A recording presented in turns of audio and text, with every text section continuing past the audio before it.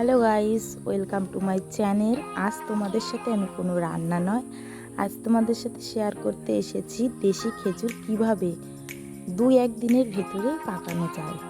তো এই দেখো, আমাদের 1 কাঁধি খেজুর নিয়ে এসেছে। 1 কাঁধিতে বেশ অনেক খেজুর হয়েছে, প্রায় 5-6 কেজি হবে। এখন আমি এই শীষগুলোকে আলাদা করে নেব।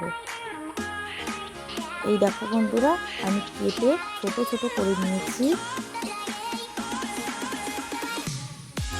এখন আমি একটি বড় বালতিতে ভিজিয়ে নেব। খেজুরগুলোকে 6 থেকে 7 ঘন্টা ভিজিয়ে রাখতে হবে। আমি দুপুরবেলায় ভিজেছি, বিকেল হলেই আমি খেজুরগুলোকে তুলে নেব। এই দেখো, বিকেল হয়ে গেছে। আমি এখন জাগ দেব। জাগ দেওয়ার জন্য নিয়েছি কচার পাতা, বিচুলি ও একটি বড় পাত্র।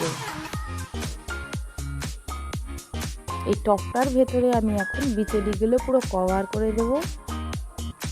এই দেখো বন্ধুরা, আমি কিভাবে দিয়েছি। এইভাবে করে বিচুলি দিয়ে পুরো নিচটা কভার করে দিচ্ছি।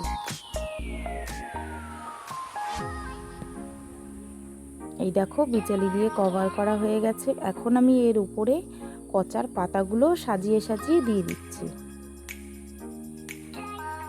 এই দেখো, সুন্দর সাজিয়ে সাজিয়ে দিয়ে দিচ্ছি।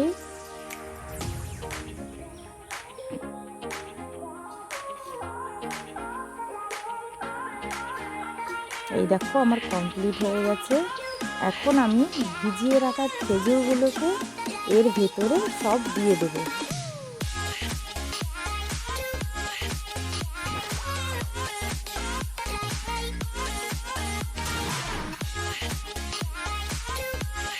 বুঝেছো বন্ধুরা, খেজুরগুলোকে এইভাবে দিয়ে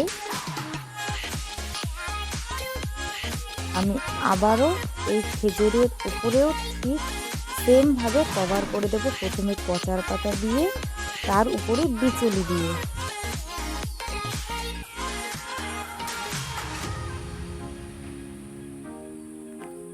এই দেখো বন্ধুরা, সব খেজুর আমার দেয়া হয়ে গেছে।